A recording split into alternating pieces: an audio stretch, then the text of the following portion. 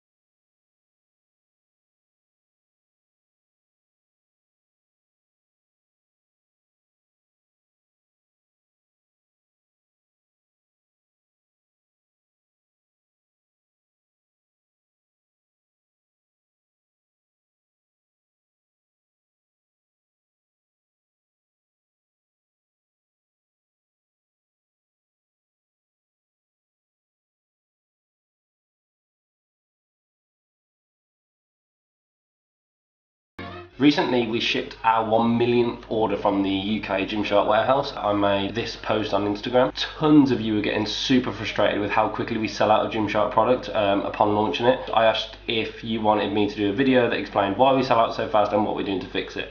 And the reaction was overwhelmingly positive. So I guess for you to fully understand the scale of the issue that we're dealing with on a daily basis, then you need to understand the macro growth of Gymshark, particularly over the last 12 to 18 months. The best way for me to explain how quickly we're growing is with our top line revenue. 4 years ago, when all the Gymshark product was handmade, and I think if you saw my previous video, you'll see that it was a very manual process. It was very, work driven.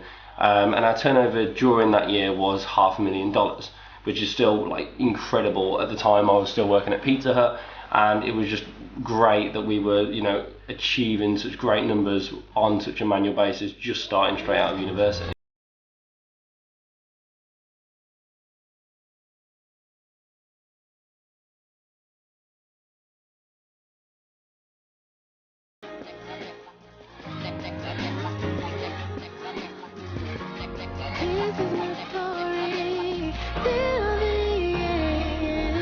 Whereas now, we're looking to turn over around $100 million next year, which is absolutely insane given the fact that literally 4 years ago, we were turning over $500,000. With that insane growth, there are so many problems that come with that, from getting stock in quick enough, the staff to be able to deal with that, the warehouse and logistics to be able to get that many orders out the door, creating great product and not sort of rushing and creating lots of not very good product. We want to create less really great purposeful product.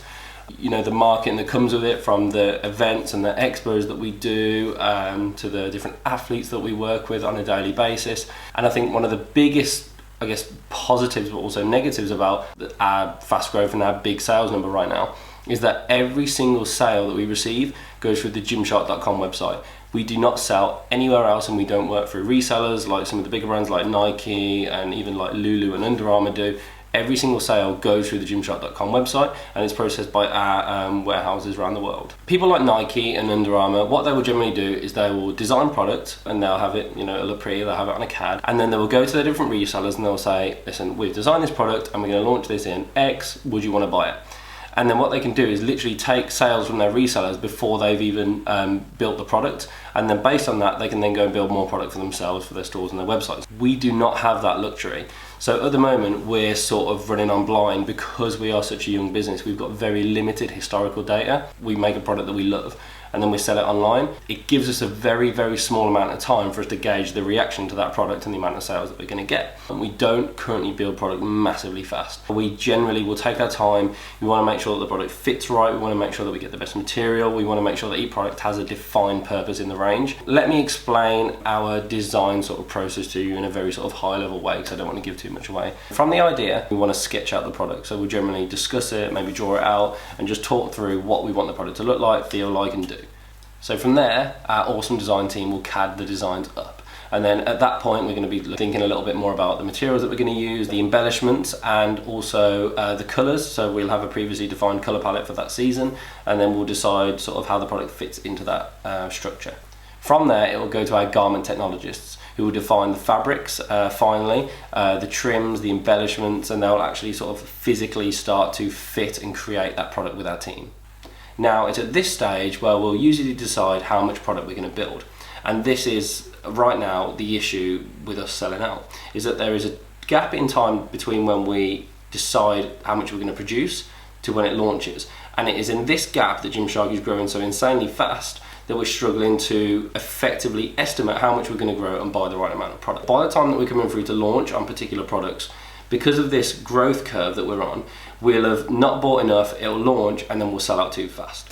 And as a result of that, we're then scrambling to build as much product as quickly as we can to get to you guys so that we aren't out of stock at the time. And this means that we're often having to produce more product later on and having to react to launch days rather than proactively plan for them beforehand. And by the way, whilst all this is going on, whilst we're designing product, creating product, fitting product, testing product, finding the perfect material for you guys, we're working with numerous athletes, we're employing tons of staff, we need new warehouses, new offices, we need, we're doing expos, we're doing events like the Nikki pop-up store, and then we're doing Body Power, LA Fit, and all these things. So there are so many moving parts in the Gymshark business right now, and each one of those moving parts is growing exponentially. So it is a real tough challenge, but it's something that we will fix. Growing from a small lifestyle business has been really challenging, but it's been an awesome learning experience, both for me and a lot of the Gymshark staff. Each year, we've been employing more people that are currently in the business. 3 years ago, we had 8 staff in the Gymshark business,